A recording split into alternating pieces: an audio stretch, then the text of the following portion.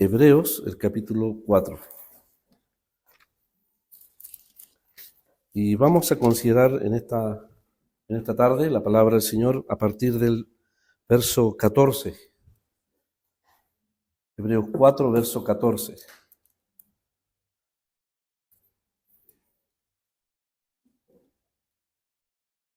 Dice la palabra: por tanto, teniendo un gran sumo sacerdote que traspasó los cielos, Jesús, el Hijo de Dios, retengamos nuestra profesión, porque no tenemos un sumo sacerdote que no pueda compadecerse de nuestras debilidades, sino uno que fue tentado en todo según nuestra semejanza, pero sin pecado. Acerquémonos pues confiadamente al trono de la gracia para alcanzar misericordia y hallar gracia para el oportuno socorro. Porque todo sumo sacerdote tomado de entre los hombres es constituido a favor de los hombres en lo que a Dios se refiere, para que presente ofrendas y sacrificios por los pecados, para que se muestre paciente con los ignorantes y extraviados, puesto que él también está rodeado de debilidad, y por causa de ella debe ofrecer por los pecados, tanto por sí mismo como también por el pueblo. Y nadie toma para sí esta honra, sino el que es llamado por Dios, como lo fue Aarón. Así tampoco Cristo se glorificó a sí mismo, haciéndose sumo sacerdote, sino el que le dijo: tú eres mi hijo, yo te he engendrado hoy. Como también dice en otro lugar: tú eres sacerdote para siempre, según el orden de Melquisedec. Y Cristo, en los días de su carne, ofreciendo ruegos y súplicas con gran clamor y lágrimas al que le podía librar de la muerte, fue oído a causa de su temor reverente. Y aunque era hijo, por lo que padeció, aprendió la obediencia, y habiendo sido perfeccionado, vino a ser autor de eterna salvación para todos los que le obedecen. Y fue declarado por Dios sumo sacerdote según el orden de Melquisedec. Aquí nomás la palabra del Señor, hermanos. He leído este párrafo. A veces los capítulos que fueron inventados con la buena intención de hacernos más fácil buscar la Biblia, no siempre se ajustan al pensamiento del autor. Pareciera que a partir del verso 14 que hemos leído del capítulo 4 hasta el 5:10, hay todo un pensamiento del autor a los hebreos. No conocemos al autor, sabemos que es el Espíritu Santo, principalmente el que inspiró este libro, y ha sido escrito precisamente para animar a creyentes en medio de una tremenda aflicción y persecución. El capítulo 12 a los hebreos nos revela que ellos estaban padeciendo una larga y severa oposición al grado del cansancio y el desmayo. Precisamente el propósito del autor acá es animar a creyentes hebreos y también a nosotros. A partir de tantos años, esta carta, más de 2000 años, no hay duda que ha sido un motivo de tremendo consuelo en medio de la aflicción. Sí, estamos afligidos. Pareciera que la vida cristiana tiene no solamente el gozo, sino esa ambivalencia, ¿no es cierto?, esa doble experiencia entre gozo y sufrimiento, entre privilegio y aflicción, entre lucha y esperanza, entre batalla y victoria. Gracias a Dios, a la luz de la palabra del Señor, sabemos que la victoria está ganada. Hay un sumo sacerdote, no solo un Salvador, un Señor, que Dios nos ha provisto por su gracia, sino que a la luz de este libro y especialmente esta porción tan preciosa que hemos leído, hay plena garantía de la victoria del creyente, no importa cuál situación o adversidad pueda estar pasando. Es un tremendo consuelo saber que en este pasaje encontramos a lo que podríamos llamar un sumo sacerdote totalmente competente. Por ejemplo, en los primeros versos que leímos, 14, 15, 16, Allí nos dice la palabra, nos invita la palabra del Señor. Dios mismo, a través de este autor, nos invita a acercarnos a lo que aquí llama el trono de la gracia. En otras ocasiones hemos dicho que parece increíble, casi absurdo pensar que tengamos que ser exhortados, tengamos que ser prácticamente conminados a acercarnos y hacer uso de un privilegio y prácticamente un derecho que Cristo nos ha ganado por su preciosa sangre.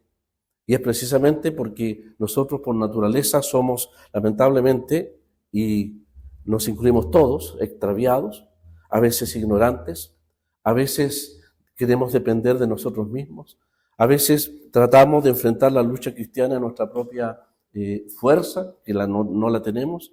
Muchas veces no sabemos depender completamente del Señor.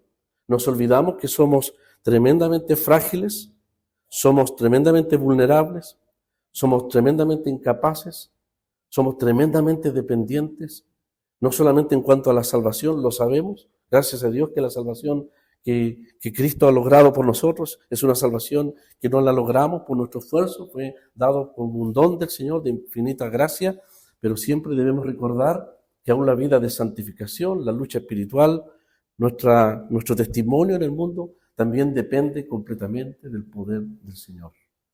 Creemos, y me incluyo también, muchas veces cometemos la insensatez de en algún aspecto, en alguna decisión apresurada, en alguna acción personal, a realizar actividades, decisiones, pasos, muchas veces en nuestra propia fuerza.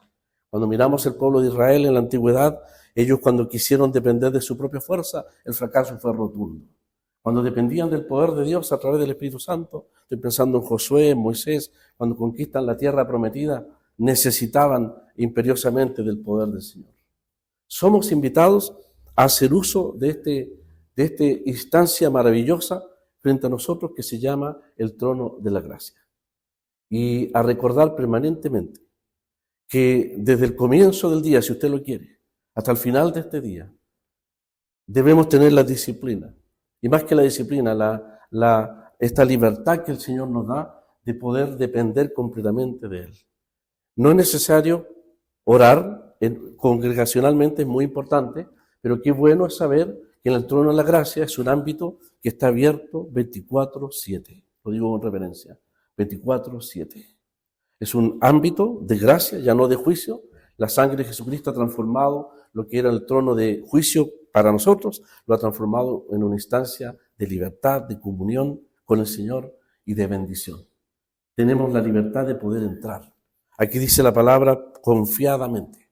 Se entiende que a diferencia de los sacerdotes del Antiguo Testamento, especialmente el sumo sacerdote, todo su oficio sacerdotal en las fiestas, esas fiestas tan solemnes de Israel, se hacían en silencio. Solo sonaban las campanillas del borde de su vestido. Aquí, al contrario, la palabra nos invita o nos recuerda que tenemos tal confianza, tal cercanía en virtud de la eficacia de la sangre del Señor, que nosotros podemos hablar, podemos abrir nuestros labios para referirle al Señor todo lo que concierne a nuestra vida. Todos los aspectos, aún los cotidianos, aún nuestras pruebas, aún nuestras luchas, nuestras esperanzas, nuestras aflicciones, nuestros temores pueden ser puestos también delante del Señor. ¿Por qué somos invitados a acercarnos a este trono de la gracia? Porque el que está sentado en este trono es la persona más gloriosa, ¿no es cierto?, divina, humana, perfectamente divina y humana. El autor no tiene ningún problema en usar todos los títulos del Señor. Cuando dice que tenemos un gran sumo sacerdote en el verso 14, que traspasó los cielos. Ya esa expresión es maravillosa. Realmente esto trasciende más allá a todo lo que la experiencia del judaísmo por siglos jamás pudo lograr. Lo máximo que el sumo sacerdote hacía era traspasar los velos de un tabernáculo frágil, que era la maqueta, ¿no es cierto?, que era la representación del santuario celestial. El Señor traspasó los cielos, traspasó los velos, velo tras velo, hasta la misma presencia del Señor. Si los cielos si hay un tercer cielo, hasta esa instancia de la presencia misma de Dios, habiendo consumado su obra, habiendo derramado su sangre y haber logrado una eterna salvación, el Señor traspasó los cielos para sentarse a la diestra del trono de Dios. Dice aquí el autor, lo identifica como Jesús, el Hijo de Dios. Y esto es realmente maravilloso. En primer lugar, se nos invita a un ámbito de libertad. En segundo lugar, se nos dice que podemos referirle todo al Señor. Podemos vivir en una actitud de permanente oración, de permanente dependencia, no solamente audible, sino mental. Y si usted no quiere mental, espiritual, en lo profundo del ser, el creyente puede estar permanentemente en ese ámbito del trono de la gracia. Frente a Él, en ese trono, está, dice, Jesús, el Hijo de Dios. El que en esta carta es llamado aquel que es más sublime que los cielos. Traspasó los cielos. Está el ser más eminente. No un déspota. No uno que es frío, no uno que oprime, que abusa de su poder, como los portentados de la historia humana. Es el Salvador, el Señor, que está en el lugar de más alta eminencia. La carta, en este primer capítulo, dice que Él está en la majestad, a la diestra de la majestad en las alturas. El que está sentado allí es uno que conocemos, o más bien dicho, uno que nos conoce, uno que nos amó. Qué maravilloso saber que aquí el autor le llama en primer lugar Jesús. Y este Jesús lo conocemos, lo digo con respeto, porque en el verso 7 del capítulo 5, el autor nuevamente nos recordará que Cristo o Jesús en los días de su carne. Y eso recuerda los días de su humanidad perfecta y verdadera. ¿Por qué somos invitados al trono de la gracia? Porque el que nos invita a estar en una permanente relación de dependencia y confianza en la presencia del Señor es el ser exaltado a la diestra del poder de Dios. En primer lugar es el Hijo de Dios. Y luego hablará de que es Jesús, verdadero hombre. Vamos a ver en el verso 7, si alcanzamos, y verso 8, que como hombre perfecto, sin pecado, plenamente dependiente de Dios, experimentó todas las realidades de nuestra experiencia como hombres, como justo, como un hombre piadoso, como uno que vino a hacer la voluntad de Dios. Experimentó todos los rigores, la oposición, los sufrimientos, la experiencia propia de nuestra humanidad, excepto uno, usted lo sabe, que es el pecado. Y eso realmente es un tremendo consuelo para nosotros los creyentes. Somos invitados entonces a acercarnos al trono de la gracia, porque en primer lugar el que está allí es el ser más eminente. Es el Hijo de Dios, está con todos los títulos divinos y es el hombre perfecto. Aquel que trajo la voluntad, hizo la voluntad de Dios de manera perfecta. Es el mediador entre Dios y los hombres.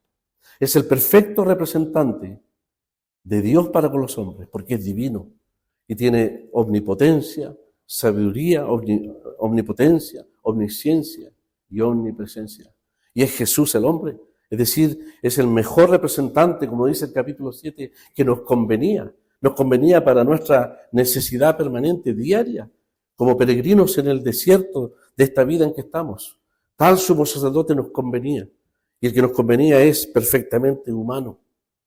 Y la Escritura va a revelar la grandeza, la realidad de esa humanidad, la profundidad de la experiencia del Señor en esa humanidad que nos hace tan cercanos.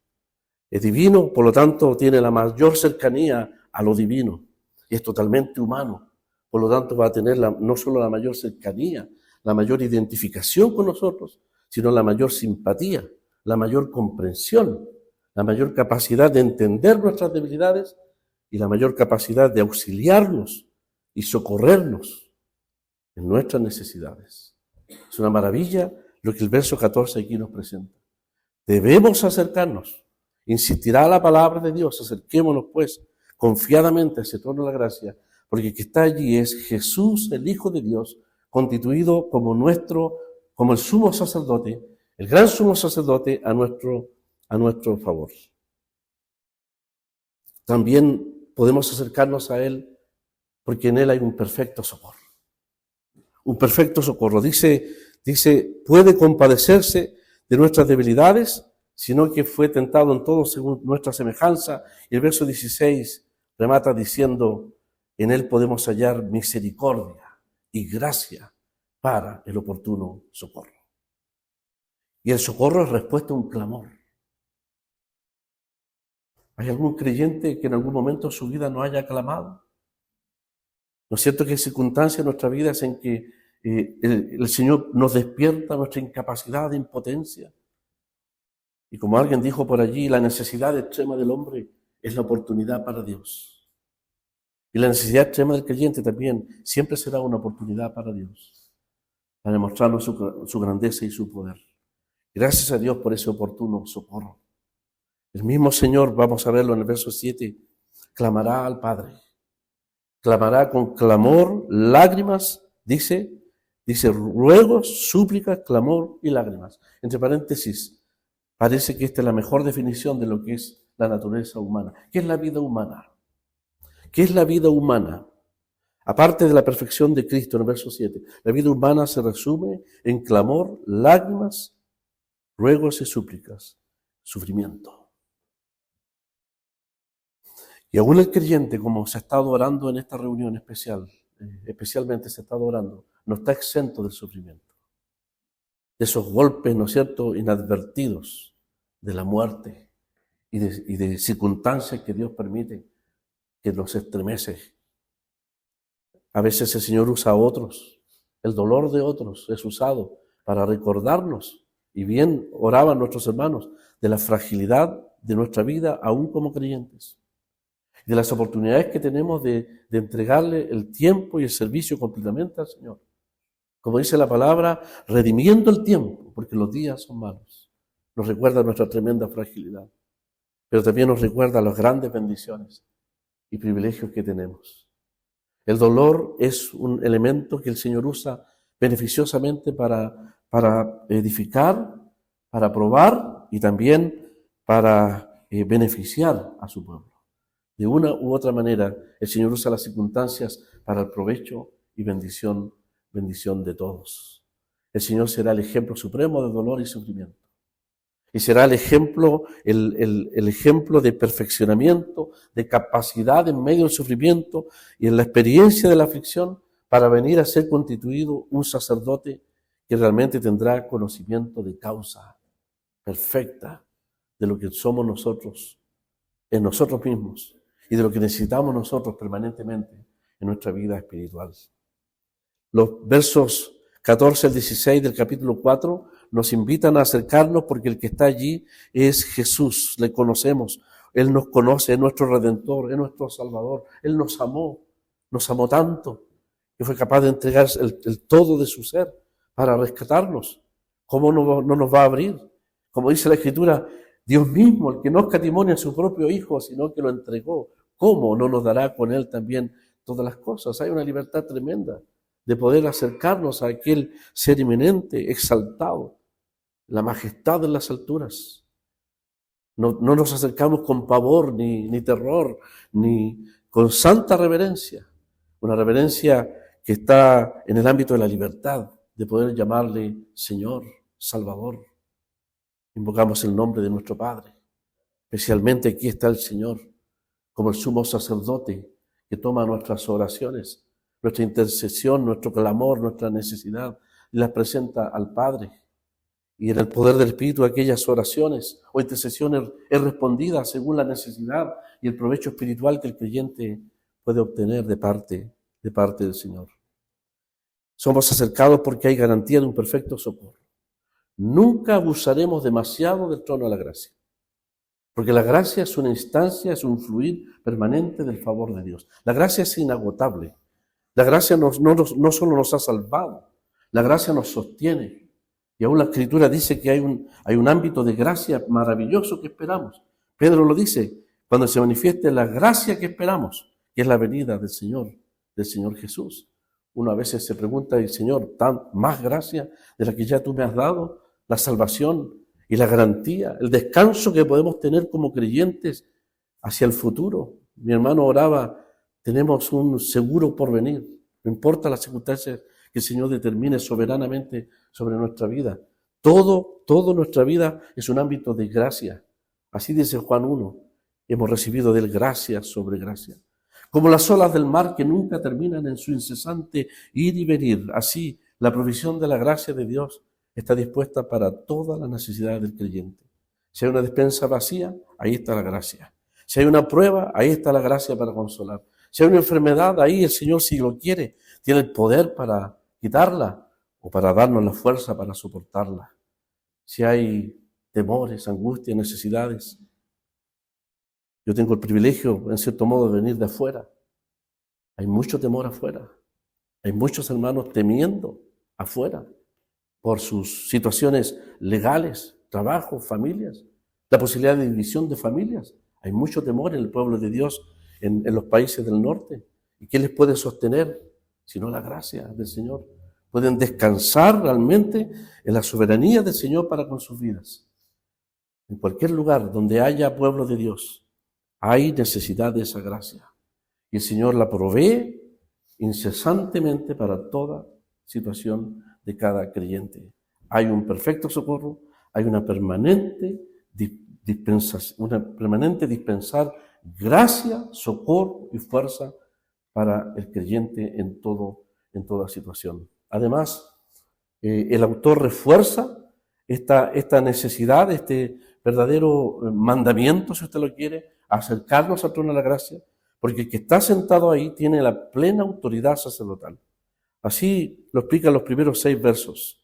En primer lugar, si lo miramos en contraste, si los sacerdotes humanos o los sacerdotes arónicos realmente están para ayudar, para cumplir un trabajo, una tarea que es mediar, es ayudar, no solo ofrecer sacrificios, sino orientar, fortalecer, guiar a los extraviados y a los ignorantes. Dice que deben ser pacientes. Dice el verso 2, para que se muestre paciente. Aquí enfatiza el Espíritu Santo que la razón de los sacerdotes del culto arónico era no solamente ser pacientes, no como Elí, ¿no es cierto?, que fue duro, frío, insensible al corazón, al anhelo profundo de una mujer como Ana, que estaba en una situación de profundo quebranto. Y bueno que no tenemos un Elí sentado ahí en el lugar santísimo. Tenemos a Cristo. Él conoce el corazón de cada uno de nosotros. Y es paciente, dice. Aún para los ignorantes. A veces ignoramos muchas cosas. Y aunque la palabra es fuerte, extraviados, muchas veces nosotros nos desviamos de la senda de la voluntad del Señor.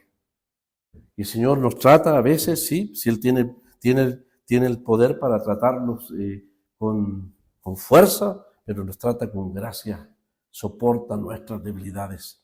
Y en su infinita gracia nos guía, nos da la instrucción necesaria, obra en las circunstancias para enderezar nuestra senda y ponernos en esa senda de comunión. La única senda de felicidad, de gozo, de bienaventuranza, de dicha del creyente es estar en la senda de la voluntad del Señor, cualquiera sea ella. A veces nos enfocamos en aspectos materiales y es legítimo. A veces como jóvenes, algunos jóvenes tienen propósitos personales. ¿Quién no los tiene? ¿Quién no los ha tenido? Pero qué importante en la vida, en todos los ámbitos de nuestra vida, poder procurar vivir en el ámbito de la voluntad del Señor, aún en el servicio al Señor.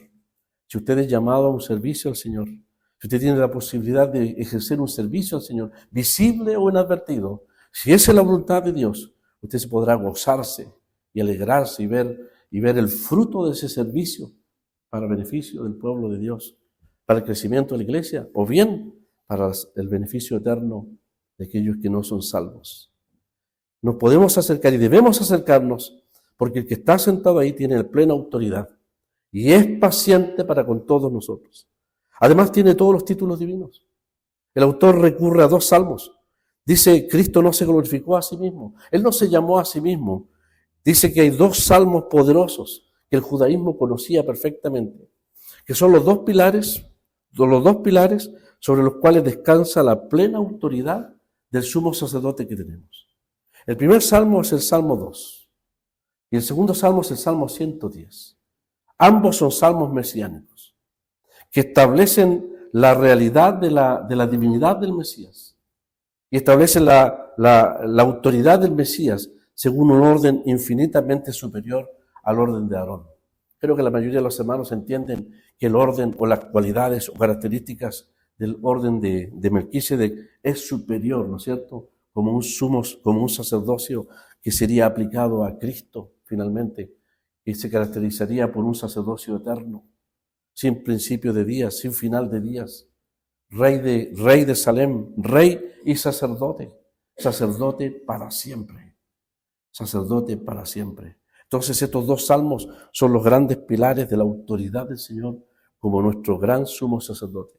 Si los creyentes hebreos pudiesen tener alguna duda, aquí está cómo el autor reafirma la autoridad del Señor como un sumo sacerdote con un orden, con una capacidad, con una eficacia infinitamente superior.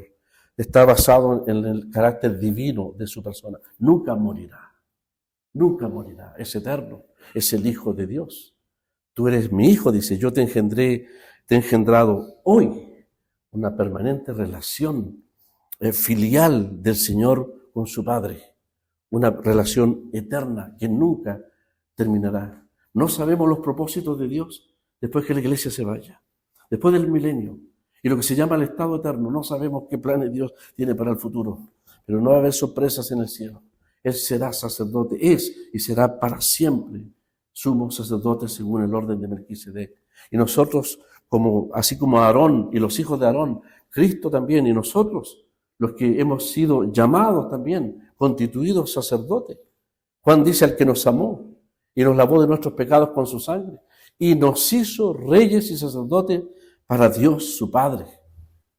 Hay una casa sacerdotal eterna en los cielos. Cristo es sumo sacerdote, y nosotros con Él en la más próxima, en la más estrecha cercanía con Dios mismo, con el Padre eterno. Qué privilegio tenemos nosotros los creyentes, hermanos. Por eso somos invitados a hacer uso de este derecho o de este privilegio de acercarnos al trono de la gracia. En tercer lugar o en cuarto lugar, el autor dice que debemos acercarnos porque allí está uno que tiene la más perfecta simpatía. Cristo, los días de su carne, dice, ofreciendo ruegos y súplicas con gran clamor y lágrimas, al que le podía librar de la muerte, fue oído a causa de su temor reverente. El tiempo se va rápido, pero cabe una pregunta. Los días de su carne son los días maravillosos de su humanidad. Grande es el misterio y la piedad. Dios fue manifestado en carne. No hubo una vida humana más hermosa, que trajo más gloria.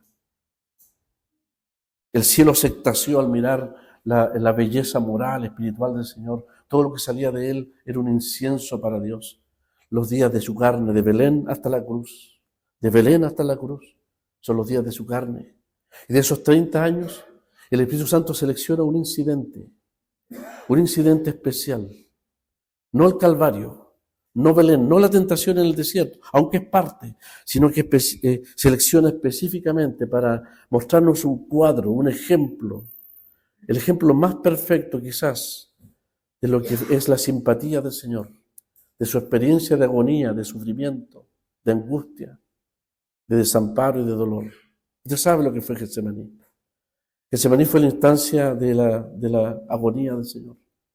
Getsemaní fue la instancia del terror que venía del Calvario. Él contemplaba claramente los terrores del Calvario. Y digo terrores porque experimentaría el desamparo de Dios, algo que es lejano totalmente a su naturaleza santa.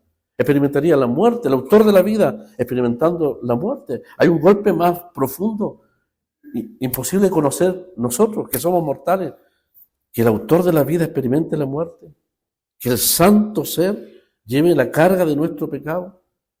Había razones por las cuales él temblaba delante del Señor. Y su naturaleza santa retrocedió frente al hecho de tener que ser el portador de tan grande y terrible mal que era nuestro. Padre, si fuese posible, pase de mí esta copa. Ahí está el verdadero hombre. No tengamos problema, hermanos, en ver la humanidad perfecta del Señor. No le humilla el clamar, no le humilla el ser consolado. No es una humillación para el Señor y Salvador. Tiene que haber sido fortalecido por un ángel del cielo. Cuando todos los hombres fallaron, cuando todos los recursos humanos fallaron, ahí estaba el recurso divino. Dios envió un ángel. Y ha sido nuestra experiencia también. Cuando los recursos fallan, humanos o personales, el Señor tiene infinitos recursos. Es omnipotente si quiere y puede hacer un milagro en nuestra vida. Pero también es paciente y tiene simpatía y puede darnos la fuerza para pasar en medio de aquella aflicción. La voluntad de Dios es clara y precisa. Era necesario. Mas no se haga mi voluntad, dijo el verdadero hombre, que retrocedía frente al hecho de tener que morir en esas circunstancias. Él sabía que el Señor le resucitaría, que su cuerpo no vería corrupción, que sacaría su alma del Seol, pero lo que le estremecía es tener que llevar nuestro pecado. Y Jehová cargar sobre él nuestro pecado y desampararle bajo el peso terrible. Nunca faltará. Las cenas del Señor por 2000 años no han sido suficientes para poder recordar o entender el valor de esa obra en la cruz. Ni toda la eternidad será suficiente. Jamás lo entenderemos. Es algo propio del Señor el tener que experimentar esos horrores de la cruz, su muerte física, el escarnio a su alma y ese golpe tan profundo e indecible, el desamparo de Dios. Sí, Él experimentó angustia, experimentó el terror hacia el futuro, experimentó la soledad, la traición, experimentó la negación, experimentó el abandono a sus discípulos, experimentó la brutalidad humana contra Él, lo experimentó todo en áreas más profundas que cualquier experiencia humana de un justo en la tierra haya podido o podrá experimentar. Experimentó también el consuelo. También hubo un hombro, una mano, por decirlo así, sobre su hombro, acompañando en ese momento de aflicción. Si Él lo experimentó en su naturaleza humana, verdadero hombre, ahora que está sentado a la diestra de Dios, hermanos, tiene todo el poder. Y no solo el poder, tiene toda la simpatía, el conocimiento, la capacidad para entendernos. Fue probado en la experiencia y fue capacitado en la experiencia. Fue capacitado para ser el mejor consolador, el mejor fortalecedor, el mejor acompañante, el mejor socorrista en necesidad extrema del creyente, el que puede acompañar. Bien, un hermano de Colombia describía que la palabra simpatía significaba como cuando nuestros padres eran viejitos ya y no podían caminar y les hacíamos y les llevábamos con el brazo, ¿no es cierto? Enganchados ahí con el brazo, los acompañábamos en su momento de debilidad. Eso es simpatía, la capacidad de poder acompañar, y más que acompañar, entender. Y no solamente la capacidad de entender, sino el poder para transformar las cosas, si Él lo quisiera. Dios no le libró de la muerte, ese era el propósito, pero le auxilió, le fortaleció a través de la muerte. Y la muerte fue lo físico, lo espiritual, y la muerte fue ese golpe tremendo del desamparo. El Señor venció en medio de esa muerte y resucitó al tercer día. Por eso dice la Escritura, que habiendo sido perfeccionado, para terminar, verso 9, vino a ser autor de eterna salvación. Esto no solamente se refiere a la salvación del alma, esto se refiere a la salvación permanente y diaria del creyente. No hay profundidad de rescate, salvación o entendimiento, simpatía a la cual Cristo no pueda llegar. Él experimentó todos los aspectos de nuestra vida humana en lo más profundo. Por lo tanto, tiene todo el poder, la experiencia y la simpatía. La capacidad de sufrir. Seguramente nuestros hermanos en el sur, gracias al Señor por aquellos que pueden viajar, a lo mejor contenerles en su aflicción, en su luto. Pero solo hay uno que conoce perfectamente, profundamente, la realidad de ese sufrimiento.